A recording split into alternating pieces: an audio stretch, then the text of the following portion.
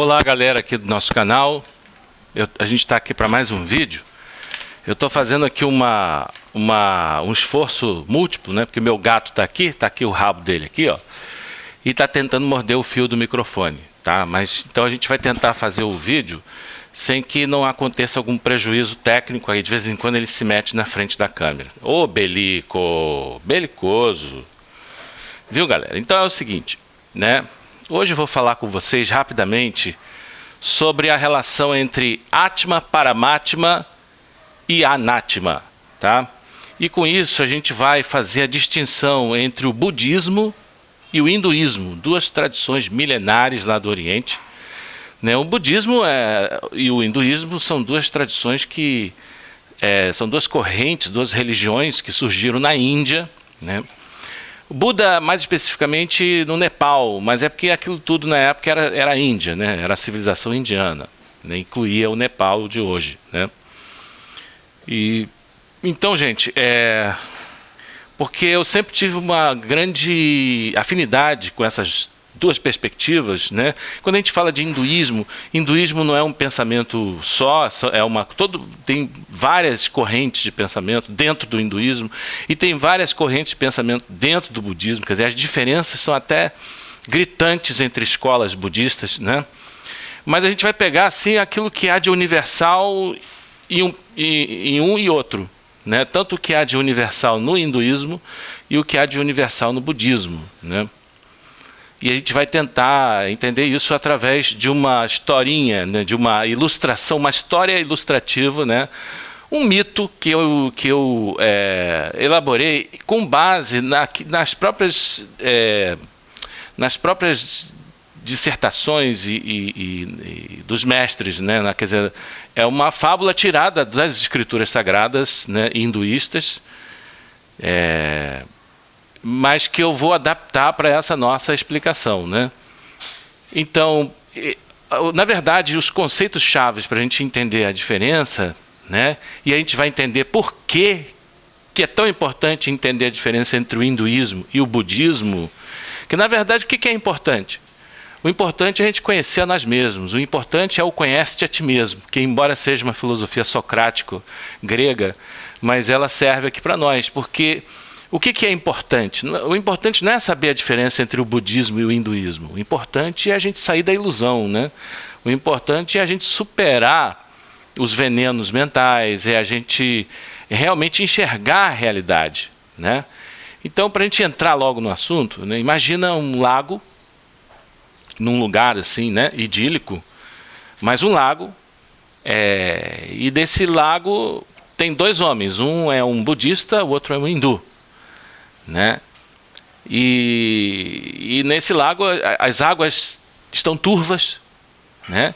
Embora o ambiente seja, né, convidativo, mas as águas estão turvas e estão, vamos dizer assim, tumultuadas, estão se movendo demais, né? Estão assim, não estão tranquilas, não estão paradas, né? As águas estão ondulantes, se movendo, né, criando pequenas ondas, né? E vamos supor que num dado momento, né, a poeira comece a assentar no fundo desse lago, né, e as águas comecem a tranquilizar, mas ainda estão se movendo, né? As águas ainda estão, né, se movendo de tal sorte, né, que a gente ainda pode ver aquelas ondulações. Mas a poeira está se assentando no fundo do lago, elas estão ficando límpidas e cristalinas, né? As águas vão ficando límpidas e cristalinas, né?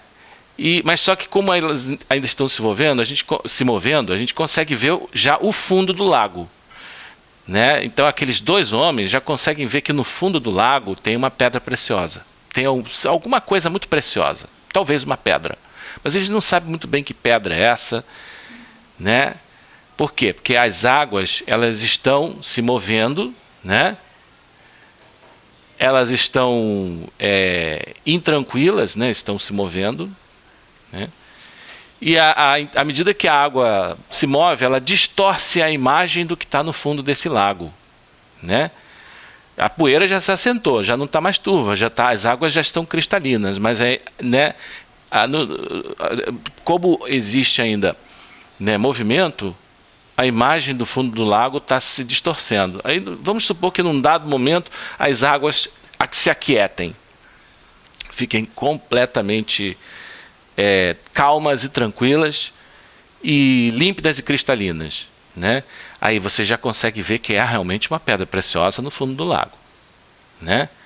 Então imagina que esse lago é a mente, né? Imagina que essas ideias, esses movimentos, né? Essa movimentação das águas e essa tez turva, né, que ela tem, sejam os nossos obscurecimentos mentais, sejam, por exemplo, as emoções aflitivas, né, que tanto os indianos quanto os budistas chamam de kleshas, né, o ódio, o ressentimento, né, o orgulho, os apegos, né? Então todas essas emoções aflitivas, que alguns chamam de delusões, são o que tornam as águas turvas, né? E o karma por sua vez é o que torna a água que faz com que aquilo que está, digamos assim, ilustrado no movimento, nessa movimentação da água, que distorce, né, o que está no fundo do lago, a visão do que está no fundo do lago. E essa pedra, essa pedra preciosa que está no fundo do lago é a nossa real natureza, né? É o nosso verdadeiro ser, né? Eu vou dizer então depois qual é a implicação disso, né?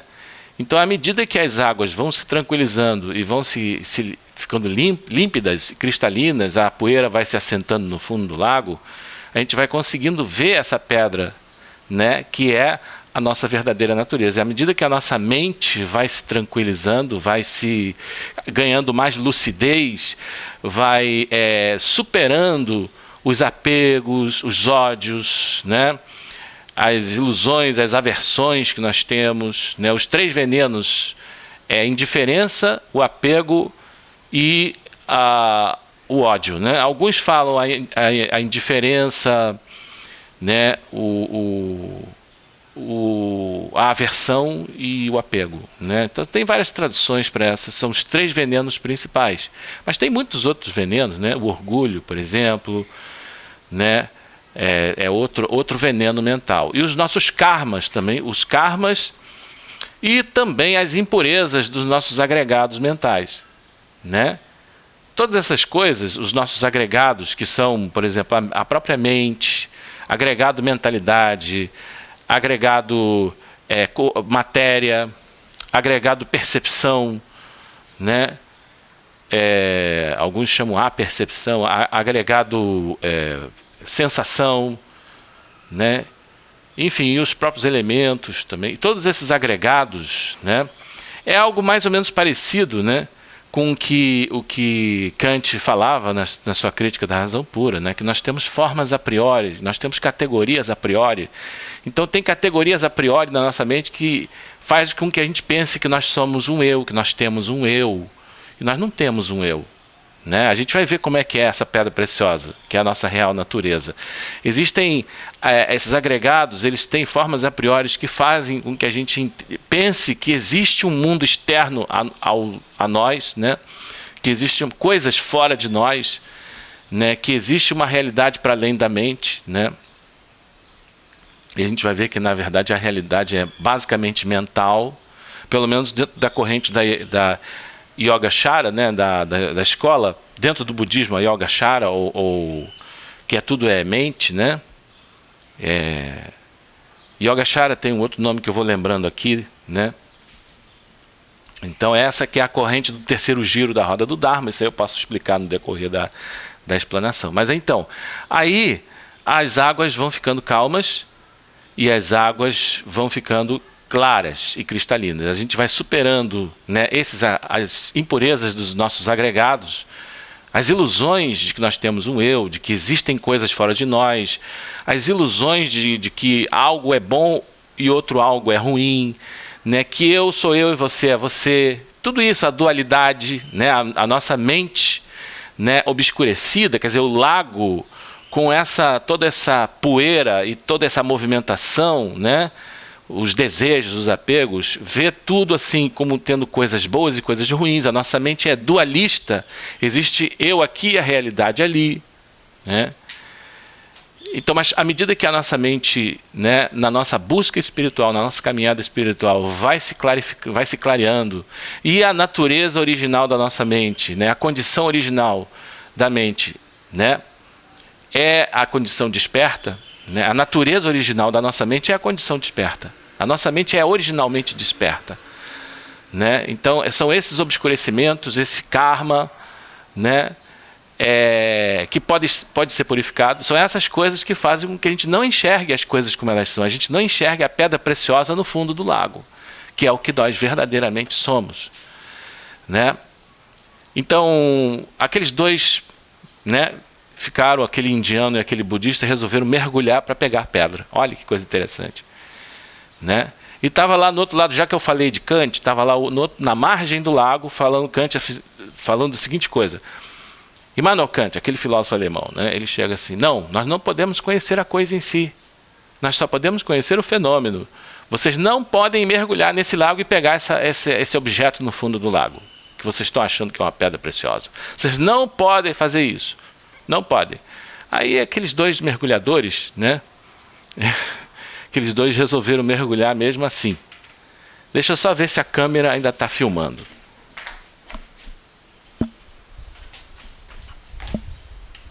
Tá filmando. Então, gente, esses dois mergulhadores, esses dois, né, o indiano e o budista, né, no caso eles vão se tornar mergulhadores ali, né? Mergulham e pegam a pedra. Mergulham e pegam a pedra, né? E quando eles vão olhar a pedra de perto, o indiano fala: oh, isto é o Atma. Ou seja, a minha real natureza, o meu ser. Aí o budista olha para o indiano assim, o meu eu, né? Atma quer dizer o eu individual, ou a mônada individual, né? Aí o budista olha para o indiano: tem certeza? Aí, por quê? Aí, olha de perto. Eu acho que isso daí é anátma. Olha só, Atma e anátma. Entendeu? Um é o nosso eu, a nossa mônada, e o anátma é a própria inexistência de eu, né? Nós não temos um eu, uma natureza individual, né? Aí, o indiano resolveu olhar de mais de perto, com mais atenção para aquela pedra preciosa, né? Ele diz: é verdade, isso aqui é o Paramatma. Ou seja, a alma, né, de onde todos nós, a alma original de onde todos nós nos originamos no nosso processo, ou suposto processo de individuação, né, que formando os Atmas individuais. Né? E ele diz: isso aqui é Paramatma. Isso aqui é Brahma, é Brahman, né? Brahman, isso é Brahman. Mas como é que pode ser o Atma? Eu sou Brahma, mas é claro, e Brahma não pode ser dividido. Não pode existir tantos Atmas quanto pessoas no universo, né? Se tem 7 bilhões de criaturas, de seres humanos na Terra, não pode haver 7 bilhões de Brahmas ou 7 bilhões de Paramatma, porque o absoluto, o infinito, é indivisível. O infinito é uno, o ser é uno, né, como já dizia Parmênides. Então, mas é claro, né, eu sou o Paramatma, né, e Atma, na verdade, não existe. Existe Paramatma, a centelha divina que está em todos nós, que é uma só. Então, Atma, Paramatma e Anatma são a mesma coisa.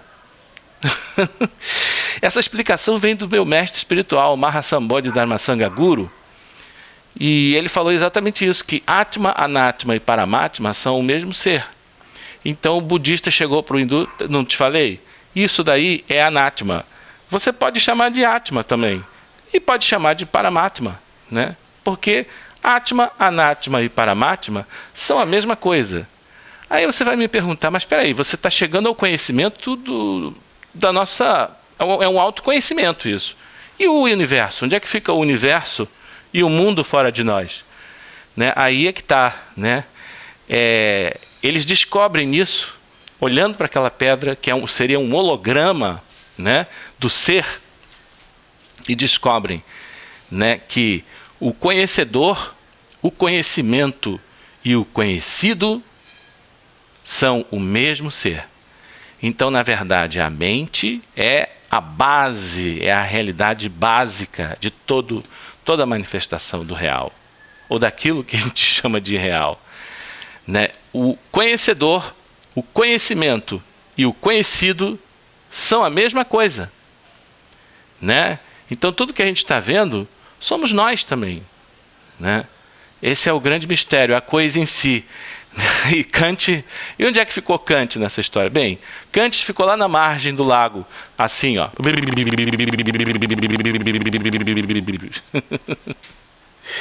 Essa, para mim, a compreensão disso, trazida pelo meu mestre espiritual, Mahasambodhi Dharmasanga Guru, me causou um impacto muito grande.